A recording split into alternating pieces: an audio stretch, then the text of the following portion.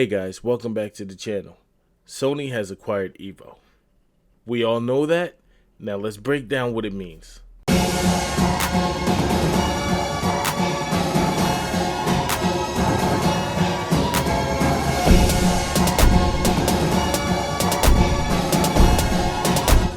So, Sony and EVO have taken their relationship to the next level.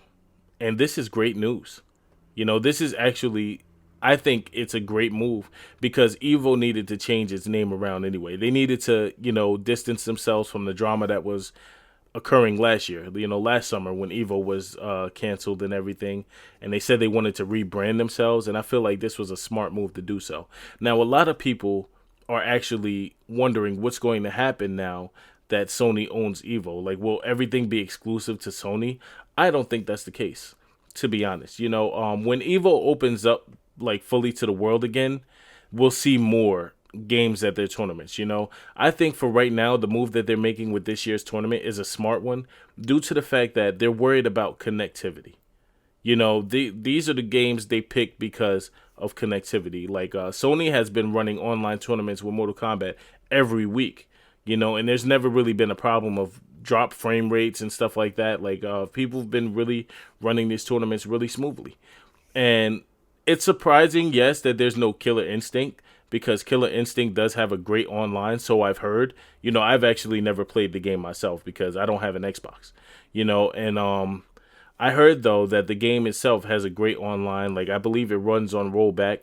Same as Guilty Gear Strive. Guilty Gear Strive will run on rollback. And the reason why Guilty Gear Strive is in this tournament is only because it's a new game. They need a way to promote it. So you can't really be mad at that decision, when you're understanding from a marketing standpoint, because that's all this is.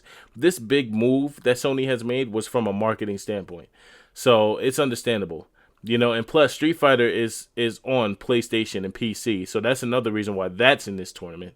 Mortal Kombat has been running smoothly. Sony has been doing the online tournaments, like I said, and I think that's a great move. Guilty Gear Strive is new. Mortal Kombat has a great, reputation so far with the online. Tekken 7 has an okay reputation online, but it's a very hype game for EVO.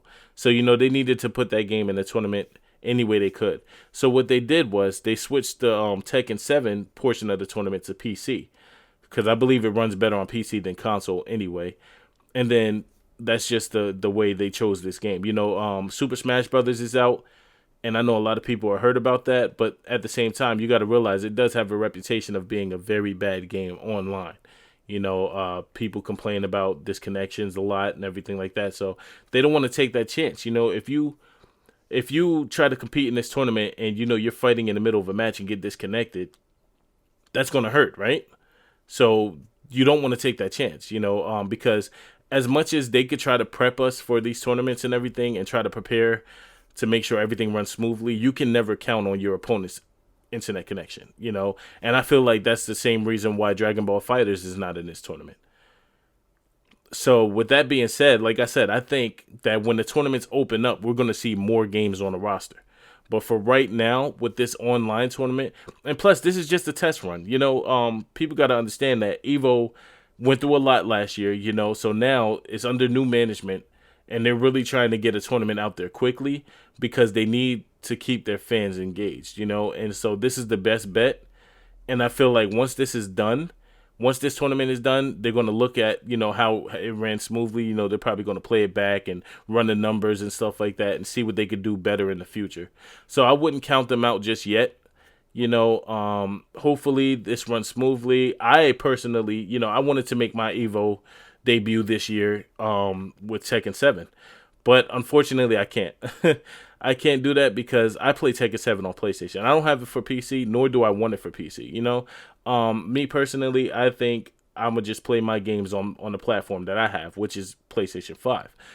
So will I hope to see Tekken 7 on the console in the next tournament? Yes.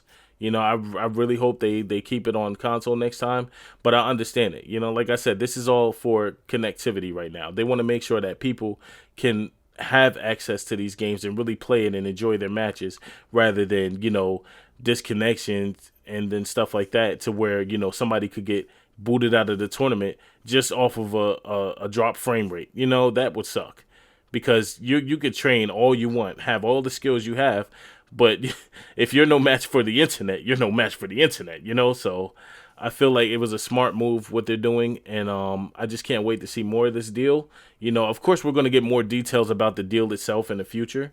So I just want to tell you guys, you know, don't count them out just yet. Just give them a shot. Let them work out the kinks of this deal and see how everything goes. You know, let this tournament run, and we'll all watch it. You know, I guarantee you, anybody who's a fan of a fighting game is going to watch this tournament regardless, whether you're competing or whether you're just a fan and you just want to see stuff. You know, this is going to be a great opportunity to get Evo back on the map, you know, because a lot of people have been running the Twitch scene like crazy, you know. Shouts to Destroyer, you know, because he's really been running the Mortal Kombat tournaments, you know, even though he was doing it prior to the Evo shutdown.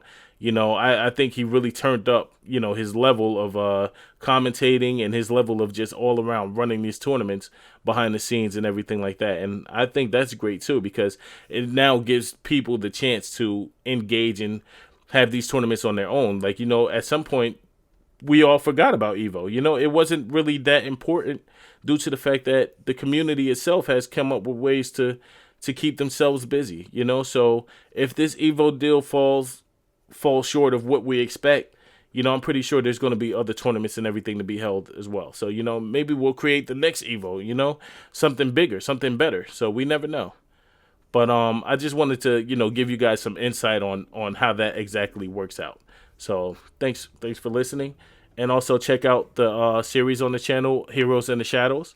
You know, I'll definitely be coming to you guys with another episode this Monday. So thanks for watching. Peace.